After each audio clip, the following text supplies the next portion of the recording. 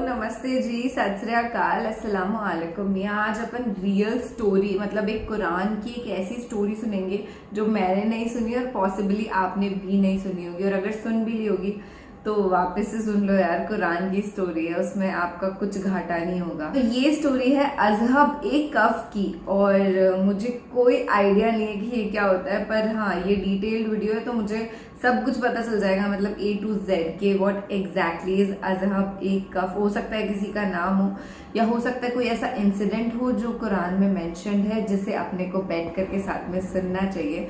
तो वीडियो को स्टार्ट करते हैं, पर उससे पहले अगर आपने मुझे इंस्टाग्राम पे फॉलो नहीं किया है तो follow, the link is given in the description. I hope कि आपको मेरे वीडियोस उधर भी काफी पसंद आएंगे। कॉमेडी रील्स है बेसिकली, तो छोटे कॉमेडी वीडियोस किसको पसंद नहीं है देखना यार। दोस्तों, हजूर अकरम सल्लल्लाहु अलैहि वसल्लम के दौर में कुछ अरब एक यहूदी आलिम के पास गए और उससे कहा कि हजूर अकरम सल्लल्लाहु अलैहि वसल्लम से ऐसा क्या सवाल किया जाए कि उनके नबी होने की हकीकत वाज़ेह हो जाए। इसके जवाब में इस यहूदी आलिम ने हजूर पाक सल्लल्लाहु अलैहि वसल्लम से 3 सवाल पूछने का कहा, जिनमें से एक सवाल ये था कि असहाब कहफ कौन थे। लिहाजा अल्लाह पाक ने अपने महबूब मोहम्मद सल्लल्लाहु अलैहि वसल्लम को इसका जवाब कुरान पाक की सूरह कहफ के अंदर मुकम्मल वज़ाहत के साथ बयान फरमाया। इसके मुताबिक ये हज़रत ईसा अलैहिस्सलाम का दौर था, जब अल्लाह पाक ने इनको आज के दौर के फ़लस्तीन के इलाके में लोगों को इस्लाम की तबलीग के लिए भेजा। यह इलाका इस वक्त रोमन एम्पायर में शुमार होता था और ये बुत परस्त लोग थे।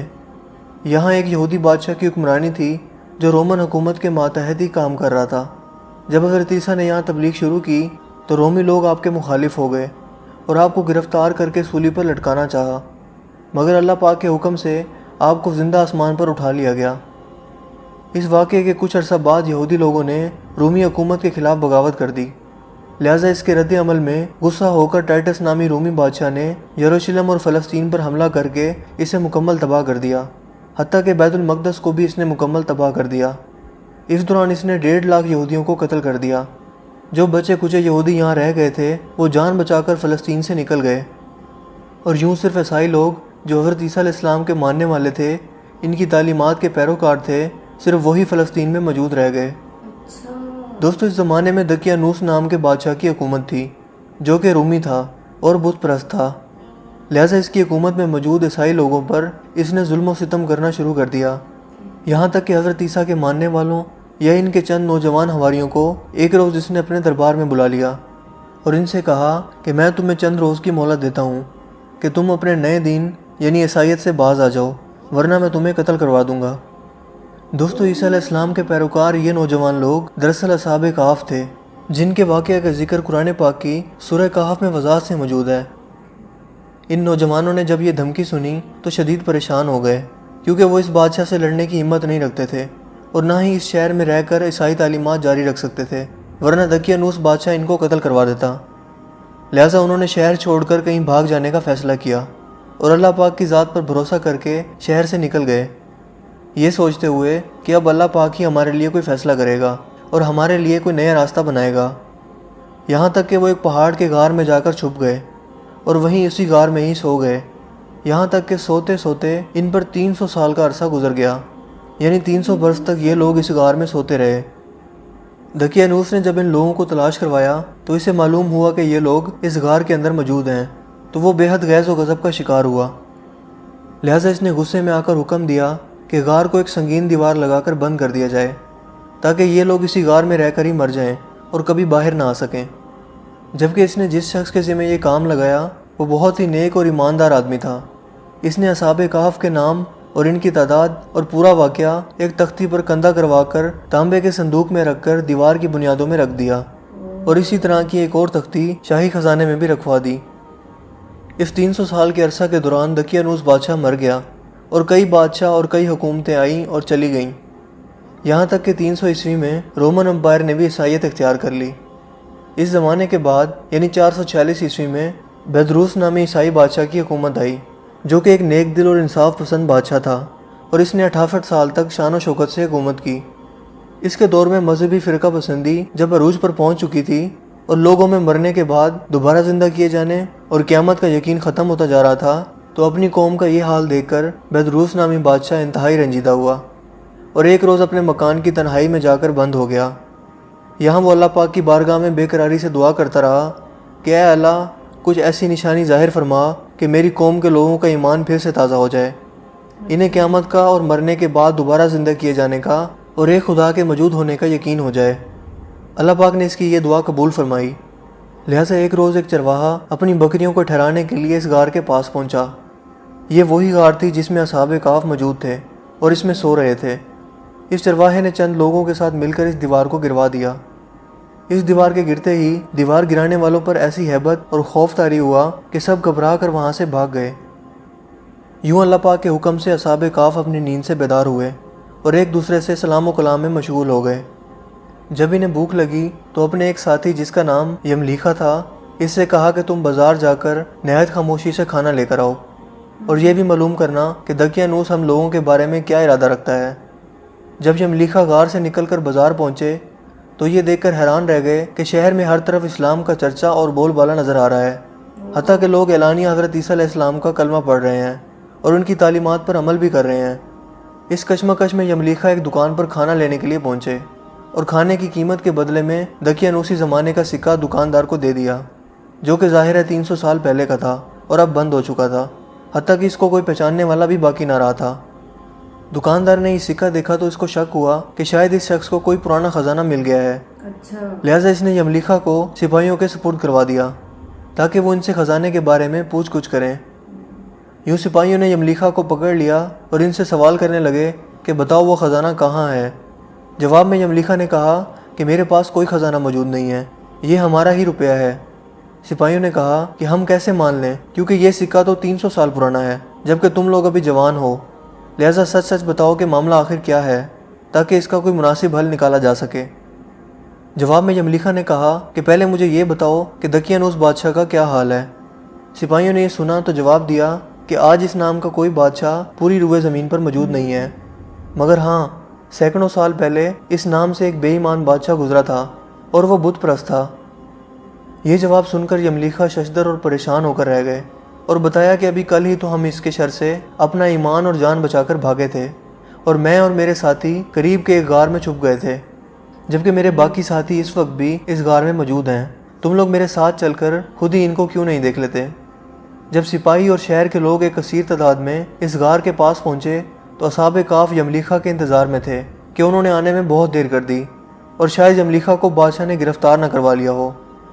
جب غار پر بہت سے آدمی پہنچے اور شور و گل سنائی دینے لگا تو اصحاب کہف سمجھے کہ شاید دقیانوس کی فوج ہمارا تعاقب کر کے غار تک آن پہنچی ہے، لہٰذا وہ اللہ پاک کے ذکر و اذکار اور اس کی حمد و ثنا میں مصروف ہو گئے۔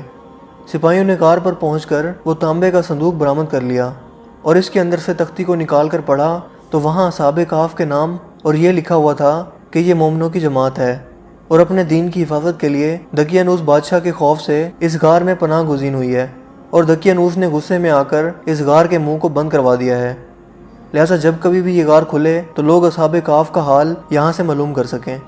سپاہی یہ دیکھ کر حیران و پریشان رہ گئے اور جب کچھ سمجھ نہ آیا تو اپنے بادشاہ بیدروس کو اصحاب کہف کی اطلاع دی۔ بیدروس بادشاہ نے جب یہ خبر سنی تو فوراً اپنے عمرہ اور عمائدین شہر کے ساتھ اس غار پر پہنچ گیا۔ اصحاب کہف نے غار سے نکل کر بادشاہ سے تمام واقعہ بیان کیا۔ بیدروس نے سجدہ گزار ہو کر اللہ پاک کا شکر ادا کیا کہ اے اللہ، میری دعا قبول ہوئی اور آپ نے ایسی نشانی ظاہر فرما دی کہ انسان موت کے بعد زندہ ہونے کا یقین ضرور کرے گا۔ اس کے بعد اصحاب کہف نے بیدروس بادشاہ کو دعا دی کہ اللہ تمہاری بادشاہی میں برکت عطا کرے، اور سلام کرنے کے بعد دوبارہ اسی غار میں واپس چلے گئے اور دوبارہ وہیں جا کر سو گئے جہاں سے بیدار ہوئے تھے۔ لہٰذا اسی نیند کی حالت میں اللہ پاک نے ان اصحاب کہف کو موت دے دی۔ بادشاہ بیدروس نے سال کی لکڑی کا صندوق بنوا کر اصحاب کہف کی لاشوں کو اس میں رکھوا دیا۔ بیدروس بادشاہ نے غار کے منہ پر ایک مسجد بھی بنوا دی اور سالانہ ایک دن مقرر کر دیا جب لوگ اصحاب کہف کی قبروں کی زیارت کے لیے آیا کرتے تھے۔ دوستو، اصحاب کہف کی تعداد کے بارے میں علماء کرام کی بہت سی رائے پائی جاتی ہیں۔ حضرت عبداللہ بن عباس فرماتے ہیں کہ اصحاب کہف کی تعداد 7 ہے، جبکہ 8واں ان کا کتا تھا، جبکہ ان کے ناموں میں بھی کافی اختلاف موجود ہے۔ حضرت علی رضی اللہ تعالیٰ عنہ سے روایت ہے کہ ان کے نام یہ تھے: یملیخا، مکشمنا، مشلینہ، مرموش، गबरनूश, शाजनूश और सातवां एक चरवाहा था जो इनके साथ चल पड़ा था, जिसका जिक्र आपने नहीं फरमाया, जबकि इन लोगों के कुत्ते का नाम कतीर था। दोस्तों, यहाँ सोचने की बात यह है कि आखिर ऐसा कैसे मुमकिन हुआ। असहाब कहफ पर वक्त असरअंदाज क्यों नहीं हुआ और ना ही इनके जिस्मानी खदोखाल में कोई तब्दीली वाक़या हुई, जबकि इनके आसपास 300 साल का वक्त गुजर गया। साइंसी तौर पर अगर इसकी वजाहत करें तो ऐसा तब मुमकिन हो सकता है जब थ्योरी ऑफ रिलेटिविटी के मुताबिक इस गार में जहाँ असहाब कहफ लेटे हुए थे, इस जगह का ग्रेविटेशनल फील्ड गार से बाहर मौजूद जगहों से बिल्कुल कम हो गया हो या फिर तकरीबन ख़त्म हो गया हो। लिहाजा इनके लिए वक्त रुक गया होगा, जबकि इनके आसपास का तमाम वक्त चलता रहा। बज़ाहिर एक ही फ्रेम ऑफ रेफरेंस के होते हुए ऐसा नामुमकिन नज़र आता है, मगर तमाम जहानों के पालने वाले रब के लिए, जिसके हाथ में दुनिया और कायनात का निज़ाम मौजूद है, कुछ भी नामुमकिन नहीं है। ये तो महज इंसानी सोच की हदूद हैं, जबकि अल्लाह पाक के लिए सब कुछ कुन फयकून की दूरी पर मौजूद है।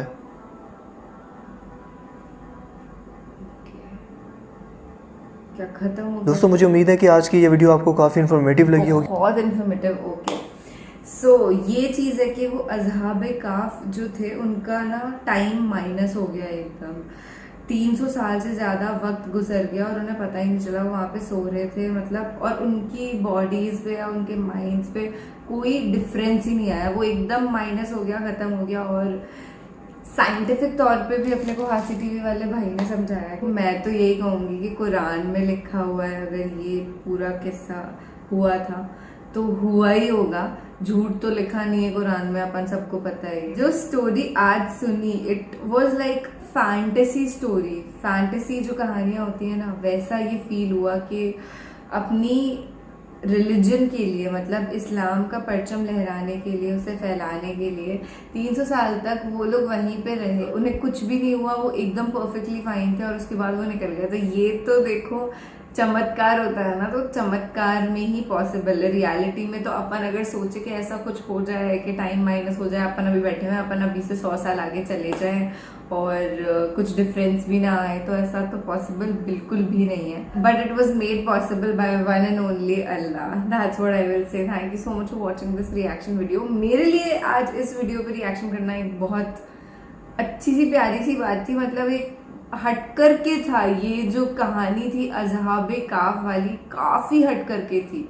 आई have never heard a story like this in my entire life. So thank you so much इस स्टोरी को मेरे साथ सुनने के लिए। This is Kilaya react signing off. आप मुझे चाहें तो इंस्टाग्राम पे फॉलो कर सकते हैं रोज़ मिलने के लिए, और बाकी तो इधर रिएक्शन चल ही रहे हैं। शेयर कर दिया करो यार मेरे वीडियो। मैं यही बोलती हूँ कि sharing is the most important thing, तभी चैनल को अच्छी रीच मिल पाएगी। कमेंट तो मेरे लिए कर दिया करो कि भाई रिएक्शन देखने के बाद फील कैसा हो रहा है आपको। चलिए जी, ठीक है, बाय बाय।